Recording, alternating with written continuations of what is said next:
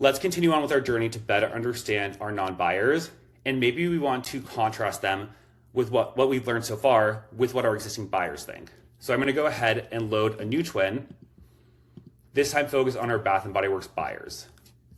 And let's say we want to better understand a little bit more about what the drivers of our brand are and what makes our consumers buy us over competitors. We can go ahead and ask the twin, what do you love about Bath & Body Works compared to other body wash brands? And we can see that the consumer says, for me, it's mostly the scents. Bath & Body Works smells nicer and is more special than usual body washes. The bottles are really cute. It feels like a treat. It feels more pampering compared to basic stuff like Dove or Suave that I use for every day. So we can see that the twin mentions both fragrances and pampering occasions. That's the brand's indulgence positioning showing up consistent with what we talked about before, those mental advantages that it has on things like smelling nice and feeling relaxed or in a bath. This also matches my own personal experience. I don't know about you all, but again, I always think about Bath & Body Works in regards to fragrances and those kind of like night in bubble bath types of moments. Again, similar to before, we can go a bit deeper to learn a little bit more about Bath & Body Works buyers.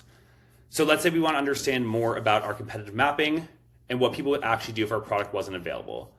I'm going to go ahead and ask the twin, if Bath & Body Works wasn't on the shelf next time you went shopping, what would you do? Walk me through it. And we can see the twin says, if it wasn't there, I'd probably just stand for a second, scan the shelf, maybe check a different row. If I still couldn't find it, I would most likely grab Dove. That's my default. I'd look for something that seems moisturizing, not too out there. If Dove wasn't there, I'd maybe look at Olay or Old Spice if I wanted something more smelly for after a workout, but Dove is the one I'd reach for first.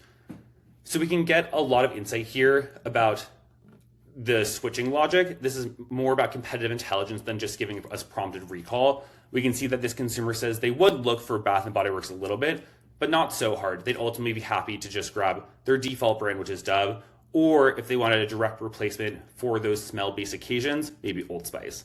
So we can get a better sense of how consumers view our brands and how they will switch their behavior if we weren't available based on their priorities.